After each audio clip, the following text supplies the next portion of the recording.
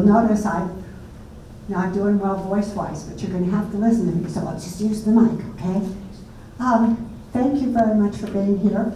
As I see a few new faces, if you aren't a regular attendee or for and you'd like to be, please, one of us will give you a card and you can get on our email list and you can be here on those Wednesdays that we sound exciting, and those times when it's not exciting, you stay home and sleep in. But at least you know what's happening, right? This morning, we have this amazing speaker coming to talk, and I want you to know that I planned a speech. I planned my own little thing to say about him, and then he walks in and he hands me this. I think that he knew what I was going to say. So I will put my speech into a whole 4 words before I get into this. When you go online and you search for anything about Joel Evans, it comes out immediately that fishing is his passion. I think it has driven his life. It's probably why he moved here 40 years ago, because of fishing in western Colorado. And he's just continued it until he has this amazing resume, which I will read to you, that has to do with this passion. He combines fishing, guiding, writing, photography, and fly tying. He is a regular outdoor columnist with the Montrose Daily Press, and he is the fly tying columnist for the High Country Angler. Joel has taught hundreds of kids and adults the art of fly tying. Joel has been at various times a pro team member for Ross, Enable Reels, Scott Rods, Whiting Farms, Orvis, Cortland, Spirit River, Orvis, and Patagonia. Some of those, I think you'll recognize those names as being local. Some of them maybe not, but maybe we'd like to have them be. So if Joel and I have anything to say about it, we're going to get more fishing industry coming in. He is a charter member and currently president of the local Gunnison Gorge Anglers chapter of Trout Unlimited and Fly Fishers International, as well as the State Board of Colorado Trout Unlimited and also Eastern Rocky Mountain Council. Major stream improvements to the Uncompahgre River have been a passion project for Joel for decades. Current work is at the Billy Creek area near Kelowna. Joel has been to the Black Canyon of the Gunnison National Park, at the River Canyon bottom, on foot twice, one of only a few to ever do this high-risk venture. So please, welcome this very passionate Joel Evans.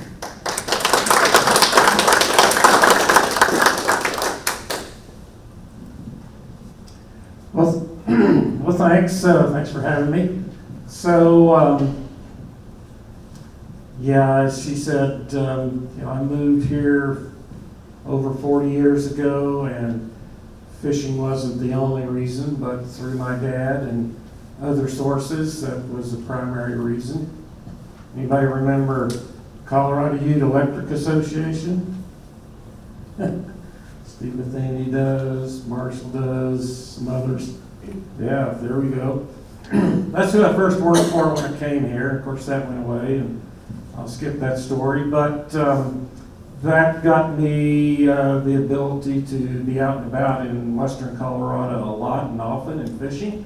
And so today I'll just talk about a couple of things. I'll get right to it. I've got 2 parts to this. One is the nonprofit side of it, and that's called Gunnison Gorge Anglers. It's a chapter of Trout Unlimited, which is a national organization. I'll talk about it a little here more also, but then also just kind of some general fishing stuff, and I brought a little show and tell also we'll look at. So, sorry for my voice, but see if I'll work through this. So, Gunnison Gorge Anglers, that's just a name. It's named after the Gunnison River here. There are chapters of Trout Unlimited all over the country, mostly in the cold water states where trout exists. And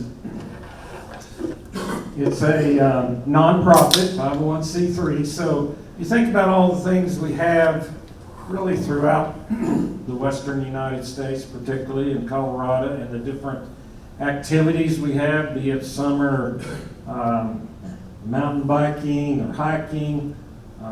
Fall, we've got a lot of big game interest. Winter, there's skiing and snowboarding, all those hobbies, and there are lots of them.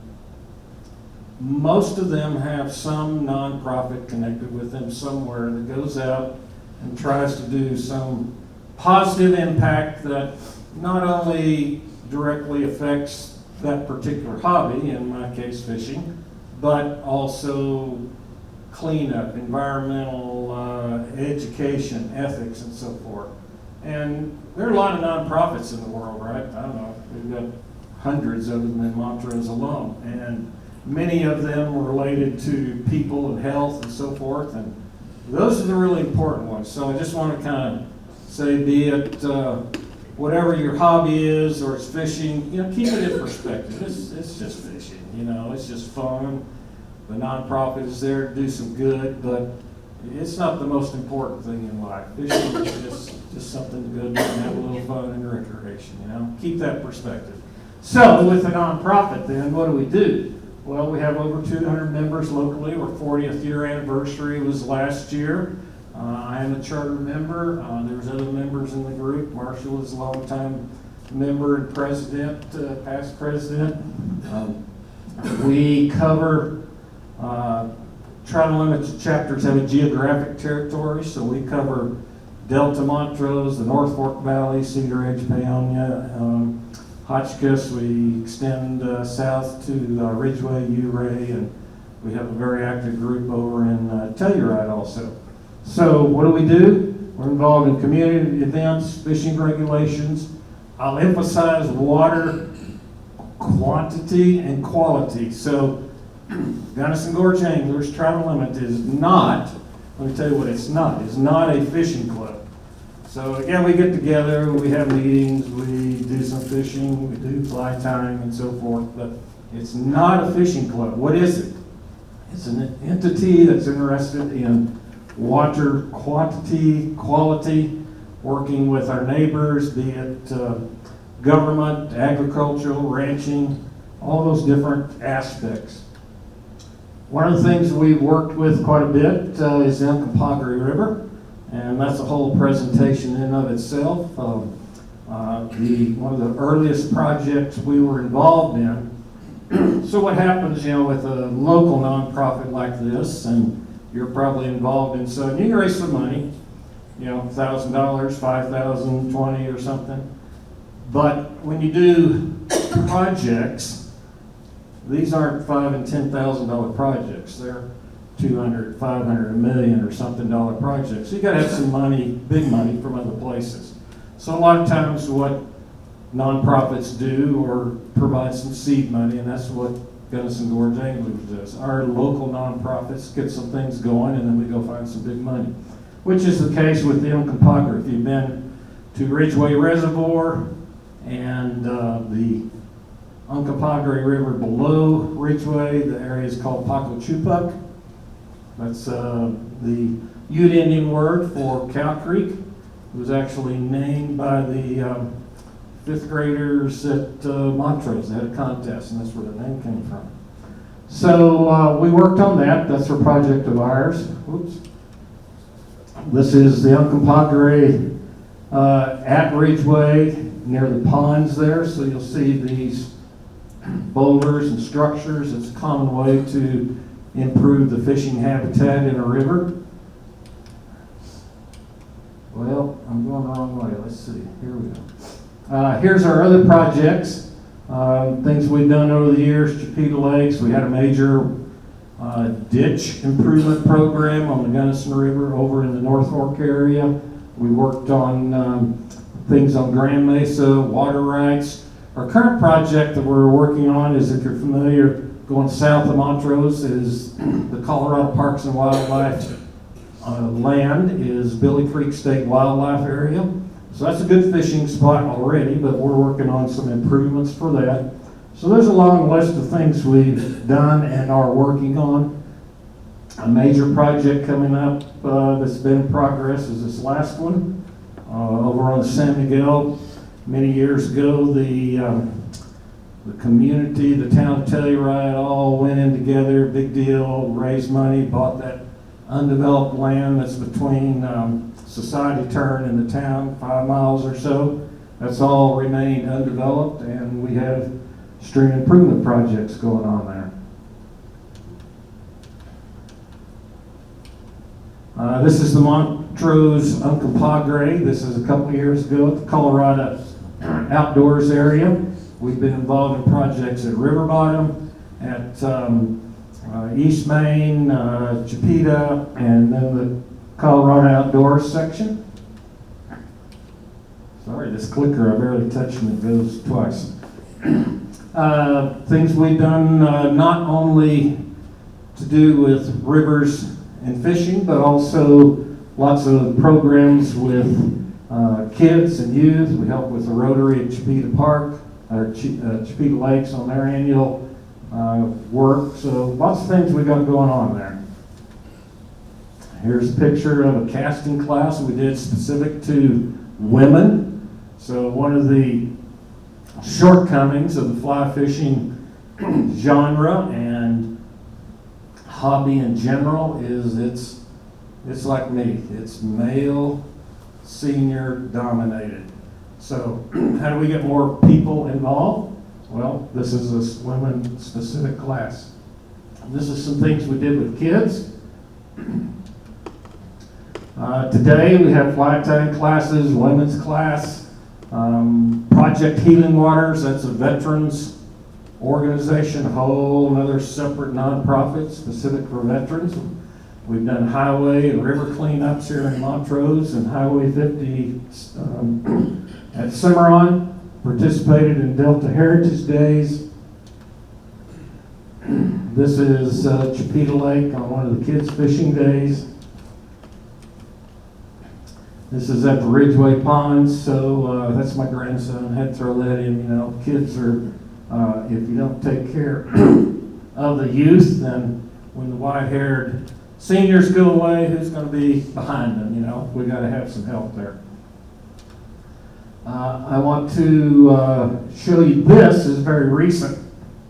So among the many things we can do is education. So this is a picture of an aquarium that was at the Outer Range School here in Montrose. This past school session, Trout Unlimited has a program nationally. There are many across the country. 50, 60 something schools in Colorado participate in this. We also had a location in Paonia, and next year, this coming fall, there'll be a location in the Telluride School, and we support that financially in other ways. But those are trout. What happens is, this is all very formal, all very structured, because you're involving a fish, an animal. So classes, schools high schools get trout eggs from the Colorado Parks and Wildlife. Those eggs come to the school, they hatch at the school, they grow to a few inches long, and in the spring then, those are released into the river. So this is Trout in the Classroom Day down at River Bottom Park. All the kids are gathered there. Doug Ecker is the teacher that monitors and fosters this program. That's him there in the middle. And all these kids then, they bring the fish from the Outer Range classroom, and so in these cups and boxes are all those fish, and each person gets to take one fish, put it in a cup, and walk down to the river and put that fish in the river. Now maybe these fish survive, they're little, Mother Nature, you know, some of them make it, some of them don't. Multiple reasons for that. But it's not the fish. What do you think that's about? Kids and doing what? Conservation, education. So they're learning how to take care of water, take water quality readings like pH. They learn how to feed fish, temperatures. So biology, a lot of that going on. Excuse me. So, just wanted to throw that in as an example of the many great things that a lot of nonprofits do to the community. Unless you're directly involved in it, you probably don't even hear or know about it. Maybe it's featured in a newspaper, an article, or social media or something, but lots of good things going on. Okay, I'm going to switch here. So, before I switch, just to demonstrate, this is our charter from 1983. So this is when we started. If you're interested in Trout Unlimited, I have some brochures and some information there. We need volunteers, certainly. And then coming up, Troutapalooza. Marshall, you want to shout about that a minute? Yeah, this is our major fundraiser. We have it in Telluride. This year's going to be at the Sheridan Opera House. It'll be a nice event, July 16th. But we also have an online auction. And go to troutapalooza.org. You should be able to remember that. And go on there, and we'll have fishing gear, trips, all this kind of stuff for 2 weeks, July 1st through the 15th on auction you can look at. But if you get a chance, come down and join us. This is, we've been raising $25,000 a year at this event, and we've done almost $10 million worth of restoration work in the Telluride Valley floor. So that money we've raised has generated almost $10 million worth of grants and donations and other things to do that work. So, and this funds our organization. This gives us money that we can do, spend $5,000 on trout in the classroom, but we can go do this and do that stuff. So, get a chance, Telluride, July 16th. Can you pass that around so that Yeah, we just pass it around. Thank you, since the Everybody can look at it. internet doesn't seem. Thanks, Sean. So, got maybe why you came, where to go, and places in Colorado I'll get into, but back to my story of how I came to Colorado. And my dad was a school principal, so we had time off in the summer to travel, came to Colorado a lot. He liked to fish, so there you go, and here I am. But, you know, Montrose, there's a lot of great places to live, right? I think Montrose is great, but it's not the only great place. And you think about all the ski towns and Red Rock Desert Country like Moab and places to be and recreate. Well, Western Colorado, if you read magazines and pay attention, you know, Montana and some other places get a lot of notoriety, but Western Colorado is a pretty good place to be fishing. And such that, be it somewhat coincidental or intentional, we have significant fly fishing industry here. So I want to touch on that. If you're not familiar, you know, Ross Reels, started by Ross Howe. He came from California many, many years ago and moved his fly fishing reel manufacturing operations here. Here's a Ross reel. There's many, many models today, but that legacy continues. Currently at the Colorado Outdoors Development, the primary developer there is Mayfly. Just sort of, you know, that structure. Mayfly is a parent company that owns a number of fly fishing related brands. So they acquired Ross Reels some years ago and could have moved somewhere else, but they stayed here. So Ross Reels, this is, and they have also Able Reels. I didn't bring one of those, but they have a couple different brands. But my point being, these are premier, #1 quality, world-renowned products right here in Montrose. And then a few years down the road, then they kept kind of growing, and they have added also recently, in my travels, I do a lot of fly tying. So there's many different kinds of models of fly tying vices. So this brand is Dynaking. And so Dynaking now is manufactured in Montrose. That brand existed for a number of years in California, kind of went by the wayside. Mayfly acquired that brand, and now, just like in an aluminum, this is aluminum that starts with a big block and gets cut on like very expensive high-tech machines. Vices are metal and aluminum also, so it fit their business model. So these now, if you're not aware, are manufactured here in Montrose. So, products, quality, jobs, all that. Moving on to fly rods. There's all kinds of gear with fly fishing, but this is Scott Rods. This is a manufacturer of, again, first quality, premier, world-renowned fly rods manufactured right here in Montrose. Their plant is just north of town, across from the airport. So, Scott Rods, Ross Reels, Dynaking Vices, and then for a long time, this is sort of a sleeper. Everybody else has mounted pheasants, ducks, elk, whatever, right? I got a mounted chicken. How about that? So in Delta is Whiting Farms, and they raise chickens. No meat, no agricultural, no human consumption involved in that at all.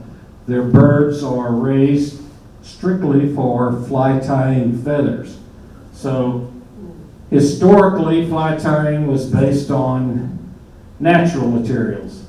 So chicken feathers, elk hair, muskrat, all those kind of natural materials. Over the years, synthetic, plastic generally, some variation of plastic materials have been manufactured, but still, one way to achieve some specific flies is fly tying. So the big deal with this is these long feathers. Now I won't go into the fly tying class, but these are raised specifically to be harvested and packaged for fly tying materials, and that's in Delta. So my point of all that is all these manufacturers, we're sitting in not only some great waters, the mountains, the rivers that go with all that, but other companies have recognized that, and we're somewhat of a fly fishing manufacturing center. There's other big name companies in the industry, and they're in Utah and Montana and so forth, but we're proud of what we got here. I think it's pretty cool. So I will, let's see, what's my time here?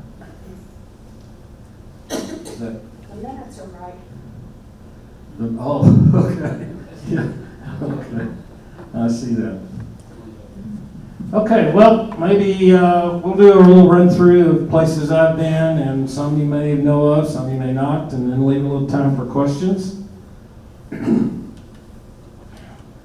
So I mentioned earlier my dad. I dedicate everything I do to him. Taught me not only fishing, but brought me to Colorado and all the great things that go with that. So I'm pretty proud of him.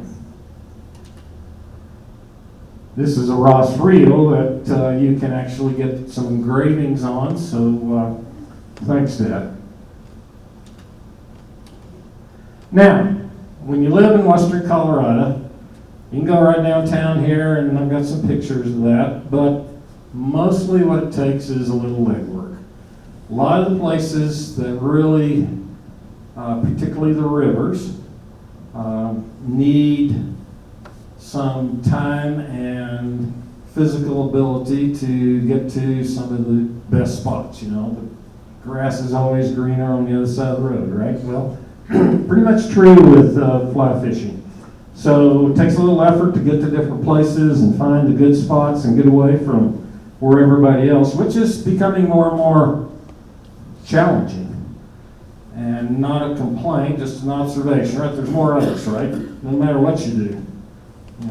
downtown parking, Townsend Avenue, Ridgeway Reservoir, camping reservations, whatever you're talking about, right? There's just more of us, more people. It's harder and harder to kind of get away. But if you get away, you can find some of these. So that one is a cutthroat trout. So I want to talk a little bit about the kinds of fish, and I've got pictures here. So historically, throughout all of the inner west, the Rocky Mountains, through the Great Basin, the only native trout is a cutthroat. And there's different subspecies of those, but if somebody says I caught a native brown or native ringlet, no. Only a cutthroat is native. Then of course the exploration, settlement, railroads in the late 1800s, all that went with that. Brought lots of people. They basically, for food and other reasons, killed off most of the cutthroats. And today there are significant efforts by Trout Unlimited and others to maintain and restore cutthroats. Most of them are federal endangered species. So cutthroat's kind of a special fish. It used to be the only fish, but catching a cutthroat these days is somewhat rare. Most of what you get are imports. So rainbows, which this is native to the west coast of the United States, but not to the Intermountain Rocky Mountain West. And rainbows are heavily raised by all of the state wildlife agencies and stocked throughout many different rivers and ponds, and that's all makes for some great fishing, but just so you know, a rainbow is not native. Same with a brown trout. Brown trout is native to Europe and was imported just like the rainbows to supplement and replace all the cutthroats that had been wiped out.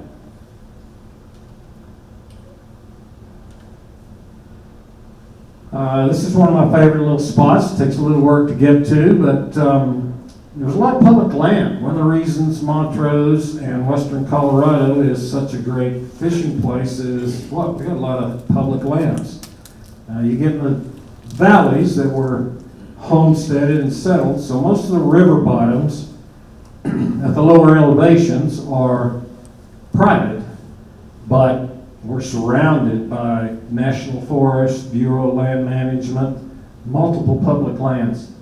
This is a Cimarron State Wildlife Area, so if you go east of town, a lot of people go up the big Cimarron to Silverjack and all that area, and Wonderful, that's a good creek. But there's a little place up the little Cimarron drainage that you can get to that. And I won't put a map up here, but if you want to talk to me later, I'll give you a few directions, okay? So, Cimarron River is one of the local rivers that has some very good quality fishing in it. That's a great spot. But don't go there if it's going to rain, Yeah. because you can't get out. So this is kind of waters that I call a small stream, maybe a medium, where you can wade across it. This is summer, water's down, low and clear, but every little hole there, every little pocket has a fish in it. They're there all the time. This is the kind of boulders and pocket water that fish just hang out in. And as fly fishermen, we learn to read the water and know where those fish are lying, and hopefully we can fool them with a cast and fly and have a little fun. That's a rainbow. Fall Creek. Anybody been to Fall Creek? Okay, good. You know about that. So this is up the little Cimarron drainage. It is a very unusual place in that you're up in the mountains, you're driving up the good gravel road, and you get to a dead end, and you got to hike a ways, and you're at some pretty heavy altitude. Most of at altitude, at higher elevations, of course, the streams and creeks are smaller, but they're usually pretty rough and tumbling, aren't they? Well, Fall Creek is a glacial valley, so it's kind of odd. You hike up this drainage, and there's a little creek there, and you kind of go over a small saddle, a rise, and all of a sudden this big valley opens up, and it's flat. And this is 9,000, 10,000 feet. That's 11. Parking lot is 10.6. Okay, 11. So you can be very surprised at something like this that comes along that's flat and just meanders, and it's full of cutthroat trout. So pretty cool little place. So look that up on your map if you haven't been there. Less oxygen to breathe. 11,000 feet, so you will get winded. And then a little more technical fishing where it's spooky. The fish dart away very easily because they can see you. You have to be stealthy like a hunter, and sometimes it works, and sometimes they see you and run into the bushes. So there's a cutthroat, a little closer shot there of what we know and designate a cutthroat. So they have lots of spots on them, lots of color, but they're called a cutthroat because right under, not really their throat, of course, but what we would think of as the throat of the fish, there's a red slash there. And that's biologically normal and just the way they are as a species. So all of the cutthroats have that kind of marking in them. One of the reasons we get up in fishing in the high country is what? To enjoy the outdoors. Fall's a great time. So talk about the seasons a little bit with the fishing. So we'll start with the winter. So open water during the winter is hard to find. So as a fisherman, I go ice fishing. I enjoy that. But river fishing and lake fishing, most of the lakes are frozen. The rivers are maybe frozen over, particularly say you're over at the San Miguel, over by Telluride. It's not fishable in the winter just because of the snow and ice that encompasses the river. So one of the places that you can go is the tailwaters. So lots of pros and cons about dams and tailwaters and water and all that. I won't get into the politics and the environment of all of that. But what they do is provide a cold, constant stream of water in the winter. So the Gunnison River here benefits from that, and other places across western Colorado. Frying Pan, the Blue, Stagecoach, 11 Mile, and so forth. There's different places that are tailwaters that have fishing year-round. So moving on to spring, we just came out of a pretty good water year, average really. Seemed more this year because we have had some lean snow years, but really this year in terms of the water quantity out of the snow is a historically average year generally. But that puts water in the rivers, and then we get into the runoff, and the dirty, muddy rivers come along, and we're just now starting to come out of that. So river levels are dropping, clearing up, and spring fishing can be very, very good because the water's getting lower and clear. The fish have been holed up all winter and not starving, but they're hungry, right? They want to eat. And to me, the biggest factor that's kind of prime right now is what's not here yet. Tourists, yes sir, thank you. Yeah, so, back to fishing and solitude and so forth.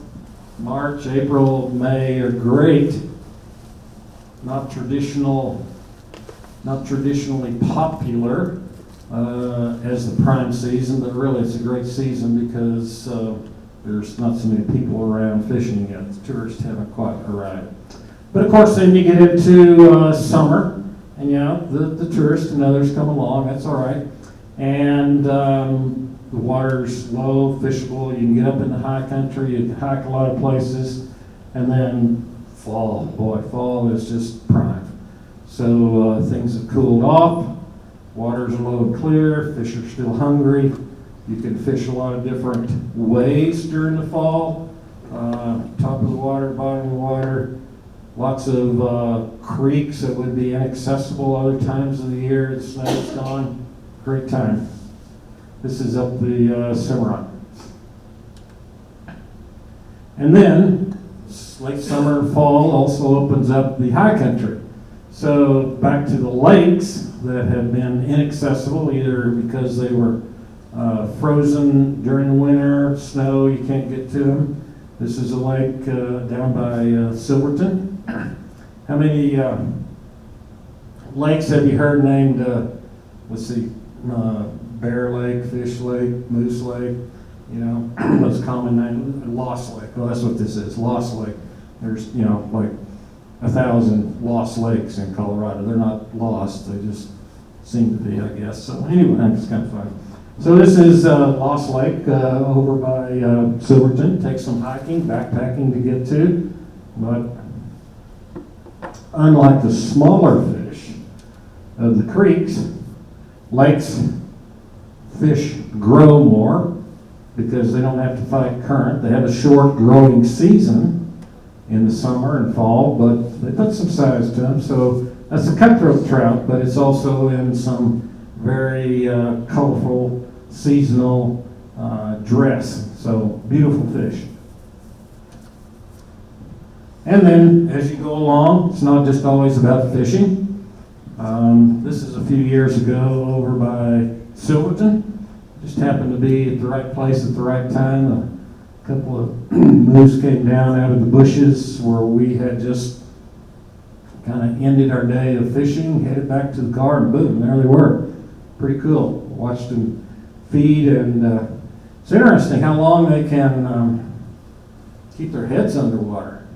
They have the ability to close their nostrils, so they're feeding on the grasses, but they can put their head down for, I don't quote me, but 30 seconds or a minute or something, and they're chewing and pulling up and eating. So one of them's watching. I was at Lake City just this past few days, and if you're interested in spotting moose, I got lucky. I saw a female mother and a very small calf, not much bigger than a medium-sized dog, and saw that twice, two different pair of a mother and a baby and a young male. So I saw 5 moose this weekend. That's pretty cool. So Lake City's a good place for that, up by Lake San Cristobal. But that's the kind of thing that fishing is not just about fishing. It's the other places you go, the animals you encounter, the things you see. One of the sleeper places around, it's a good place, certain times of year, not always, is the North Fork. So we talk a lot about the main stem of the Gunnison, the river coming out of the 3-dam system, Blue Mesa, Morro, Crystal. Below Crystal, you can drive down the river at the East Fork. We'll talk about all that here in a minute. But what about that other river over there, coming out of the North Fork Valley, out of the Hotchkiss area? There's some good fishing up higher. There's a little bit of public land in some of those stretches up by Somerset. So you just got to find those places and seek them out. And that's not going to be in the fishing guides. It's not going to be in the tourist brochures. Nobody else except you and me, because you're local and you know about it, or even going to be there. Same the North Fork. Well, this is a difficult clicker. That is not me. That is a friend. These are all I take a lot of photos. I'm never in the photos because I'm taking the photos, There we go. This clicker is hard, sorry. You see other animals, turkey, you just spotted that. So then there are places that are hard to get to, they're rough, but when you get there, you'll be the only one there. So there's places that are not so hard to get to, but you might also be the only one there. And that's what this is on San Miguel. So if you go from here over to Ridgeway, over Dallas Divide, and you hit Placerville, the road either goes downstream on the San Miguel to Norwood, it goes upstream to Telluride. There's a lot of public access along there. And it's a popular place. It's one of those places, you're on the 2-lane road and here's a dirt turnout, and you may have to go 3 turnouts before you find the 4th empty turnout that you can park in and find a spot on the river. But it's worth it. Good fishing. Get down in there, find some of those pockets. This is a rainbow out of the Gunnison. The Gunnison grows larger fish just because of the size of the food base. So, what's that? Talk about fish and what they feed on a little bit. What do you see in that photo? All those little dots there, all those dots, those white dots, those are little bitty insects.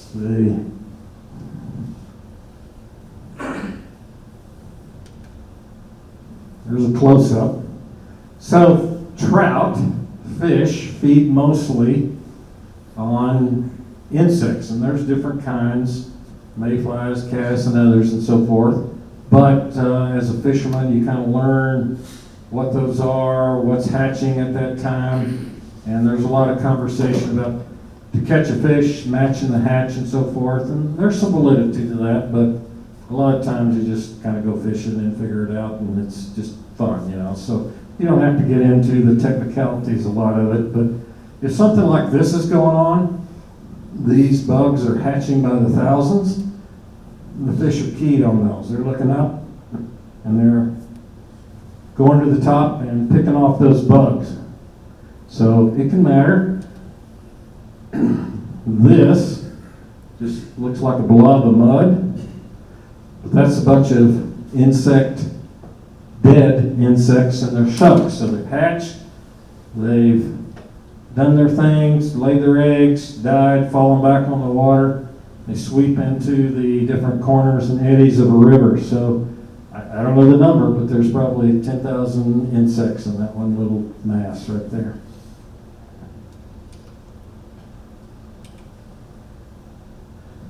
So my fingers here, just to give perspective, not a real great picture, but these are bugs that turned over a rock, and those bugs live in different kinds of cases and crevices in the river, and that's what hatches and the fish feed on. What we just had last few weeks is this. Now, is that prehistoric looking or what, huh? So that's called a stonefly. So that's just one of the different kinds of insects, but this picture, without some perspective there, that insect is 2 inches long. So what happens is inside that, this is what's down in the water, and these are wings, sort of like a butterfly coming out of its cocoon. It'll split the back here. That whole hard case will open up. These are wings that will dry out and it'll fly away. And I was just down in the Black Canyon, down one of the trails here last week during the stonefly hatch. Very predictable, very timely, but short. These insects hatch for only a few weeks in June, and they're gone. That's it. But because of their size and the protein that's involved in that, fish go pretty crazy over these. So as fly fishermen, here's a real bug, and then here's some imitated patterns. Some of that material along the sides there is from a chicken. And that's what the real bug looks like. So again, they're 2 inches long, got this orange color in them, great big wings, and they're out there by the thousands. And they're annoying, actually. They land on you. They're harmless, but you'll be fishing along and they're landing on your neck and your sunglasses, and you got to pick them off and keep fishing. They're just constantly all over you. It's kind of funny. So the fish are crazy about them, so you put up with the annoyance.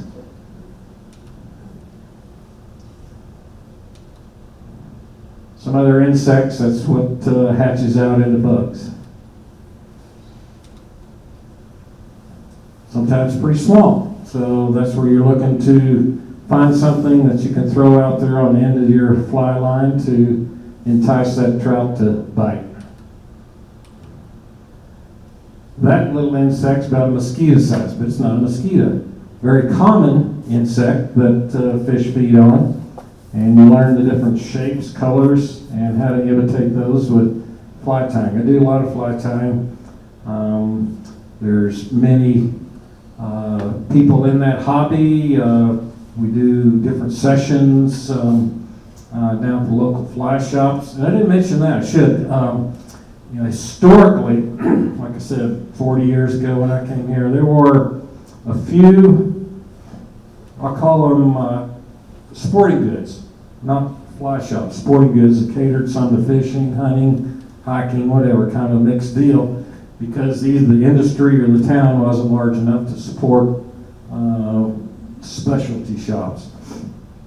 And we've had different ones come and go over the years in Montrose, but again, growth in people and town size and industry. Ed's Fly Shop in downtown Montrose and Montrose Anglers out at Colorado Outdoors. Montrose now supports 2, and it's not just Montrose, of course, it's the whole industry in tourism. 2 full-service, high-quality, major, they got everything you need. So that's a perspective, I guess I'd say, on the town's growth and the growth of fishing in general, particularly fly fishing. So good places. If you're not equipped for fly fishing and interested, I can tell you anything you want to know, but they've got the stuff. Ooh, what's that? Bear tracks, yeah. So I haven't seen but a few bears over the years, never encountered one close, but you always got to be around. I was, be aware and looking around. I was, again, just this last weekend over Lake City, I fished a little creek over there called Cebolla.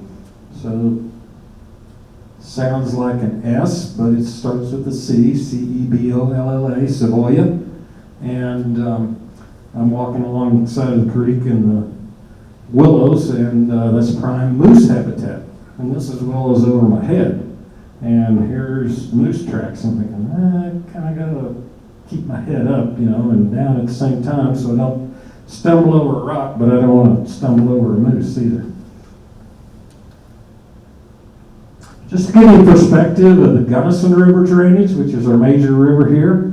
So starting up in the Crested Butte and Almont area, the East and Taylor rivers, that's Taylor Reservoir. And right here where they come together is the beginning of the Gunnison River. All these tributaries feed in through Blue Mesa Reservoir and the other dams there. And then the Uncompahgre, where we are in Montrose, a major tributary.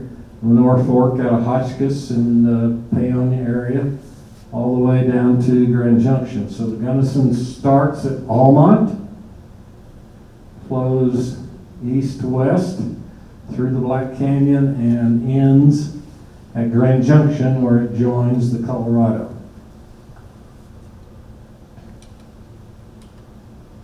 This is Taylor Reservoir, so Taylor Park, Taylor Reservoir. Great place for boating and fishing in the summer. But great pocket water type of stream, so that's Taylor River.